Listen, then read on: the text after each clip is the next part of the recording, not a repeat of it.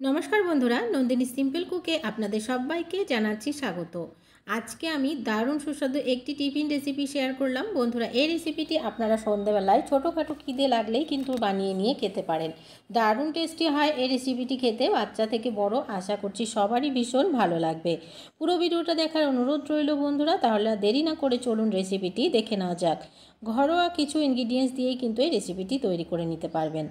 এই রেসিপিটি তৈরি করার জন্য প্রথমে এদিকে আমি নিয়ে নিলাম 250 গ্রাম চিড়া, যেটাকে আমরা পোহাও বলে থাকি। চিড়েটাকে আমি একটা ছাঁকনিতে নিয়ে নিলাম।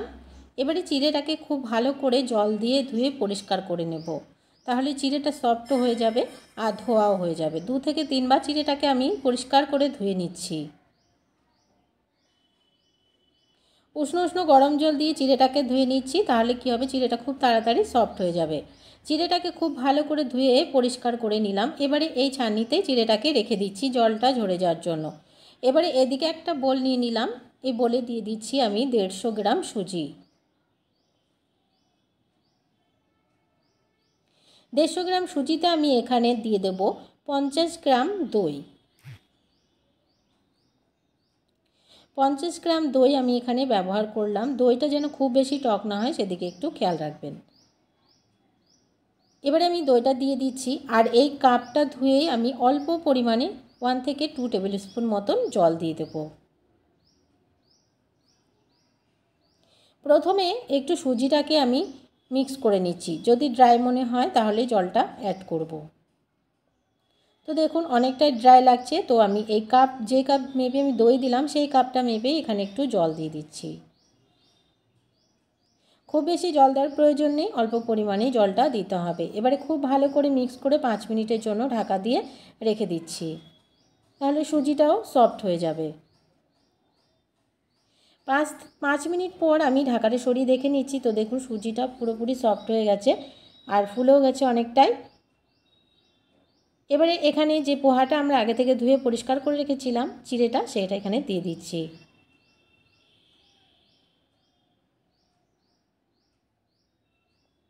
চিড়েটা এখানে দিয়ে দিলাম। সমস্ত চিড়েটা দেখুন ফুলে ডাবল হয়ে গেছে আর সফটও হয়ে গেছে। এবারে এখানে দিয়ে দেব কিছু জিনিস, তার আগে একটু মেখে নেব। আমি হাতের সাহায্যে প্রথমে একটু মেখে নেব। খুব ভালো করে চিড়েটাকে একদমই মেখে নিতে হবে, নাহলে যখন আমরা রেসিপিটি তৈরি করব চিড়েটা গোটা গোটা থেকে যাবে। এবারে মেখে নেওয়ার পরে এখানে আমি 2টো আলুকে একদমই মিহি গ্রেট করে রেখেছিলাম। এই গ্রেট করা আলুটাকে এখানে জল চিপে চিপে দিয়ে দিচ্ছি। জলটাকে খুব ভালো করে চিপে তারপরে দিতে হবে, নাহলে অনেকটা বেশি ব্যাটারটা পাতলা হয়ে যাবে। আলুটা দিয়ে দেওয়ার পরে এখানে দিয়ে দিচ্ছি গ্রেট করে রাখা রসুন 1 টেবিল স্পুন মতো। দিয়ে দিচ্ছি গ্রেট করে রাখা আদা 1 টেবিল স্পুন। আর দিয়ে দিচ্ছি 1 টেবিল স্পুন থেকে একটু কম কাঁচা লঙ্কা। এখানে 3টে কাঁচা লঙ্কা আমি গ্রেট করে রেখেছিলাম। ঝালটা আপনারা আপনাদের স্বাদ অনুযায়ী দেবেন। এবারে দিয়ে দিচ্ছি বেশ খানিকটা ধনেপাতা কুচোনো। ধনেপাতাটা অবশ্যই দেবেন, তাহলে খেতে অনেক বেশি ভালো লাগবে।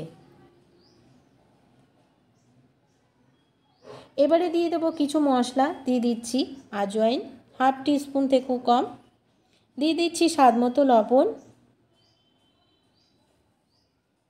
আর দিয়ে দিচ্ছি কাশ্মীরি লাল লঙ্কার গুঁড়ো 1/2 টিস্পুন দিলাম আমি এখানে। আর দিয়ে দিচ্ছি 1/2 টিস্পুন থেকেও কম কালো জিরে। কালো জিরেটা দিলে যখন এগুলো ভাজা হয়ে যাবে খেতে অনেক বেশি টেস্ট লাগবে। এবারে খুব ভালো করে সমস্ত কিছুকে মিক্স করে নিচ্ছি।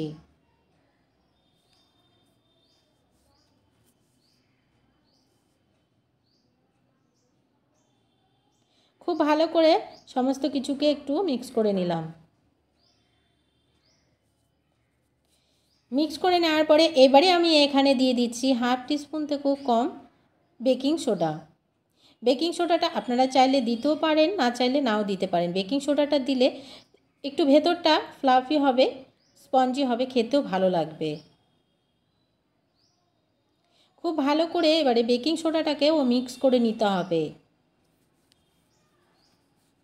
কিছুক্ষণ সময় নিয়ে একটু বেকিং সোডাটাকে খুব ভালো করে মিক্স করে নিলাম। এবারে এখানে আমি দুটো পাকা লঙ্কাকে একদমই ছোট ছোট করে কেটে রেখেছিলাম আর বীজটাকে ফেলে দিয়েছিলাম, সেই পাকা লঙ্কাটা এখানে দিয়ে দিচ্ছি। এটা অপশনাল, আপনারা চাইলে দিতে পারেন, না চাইলে নাও দিতে পারেন। আমি কিন্তু বীজটা ব্যবহার করিনি, বীজটা ব্যবহার না করলে খুব বেশি একটা ঝাল লাগে না।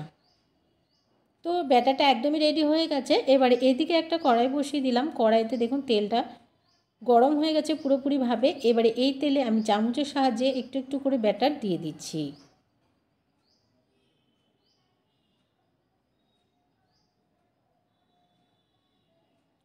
প্রথমে আমি 2-3টে দিয়ে দিচ্ছি।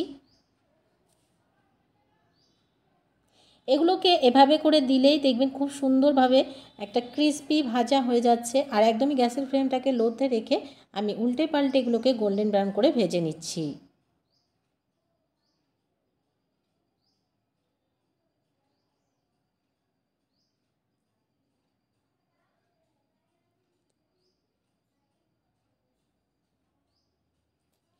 দু-পাঁচটাকে উল্টে পাল্টে গোল্ডেন ব্রাউন করে ভেজে নিলাম। তো দেখুন এগুলো কত সুন্দরভাবে ভেজে নেওয়া হয়ে গেছে। এবারে নামিয়ে নিচ্ছি। আর বাকি আরও যেগুলো আছে সেগুলোকেও সেমভাবে ভেজে নিচ্ছি। তো বন্ধুরা সবগুলোই ভেজে নিয়ে ফিরে এলাম। এগুলোকে চায়ের সাথে যে কোনো সসের সাথে আপনারা সার্ভ করতে পারেন, খেতে দুর্দান্ত টেস্ট হয়, ক্রিস্পি হয়, দারুণ ক্রিস্পি হয়। আর এই রেসিপিটি একবার বানালে দেখবেন আবারও বানানোর অনুরোধ আসবে। অল্প কিছু ঘরোয়া ইনগ্রেডিয়েন্টস দিয়ে রেসিপিটি তৈরি হয়ে গেল।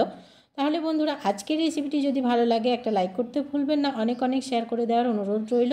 নতুন বন্ধু আমার চ্যানেল যদি নতুন এসে থাকেন, আমার চ্যানেলটিকে সাবস্ক্রাইব করে আমার পাশে থাকার অনুরোধ রইল। পাশে থাকা বেল আইকনটাকে প্রেস করে অল বাটনে ক্লিক করতে ভুলবেন না, এ ধরনের রান্নার নোটিফিকেশানগুলো সবার আগে আপনাদের কাছে পৌঁছে যাওয়ার জন্য। আজকের মতন এখানে শেষ করছি। সবাই ভালো থাকবেন, সুস্থ থাকবেন, টাটা।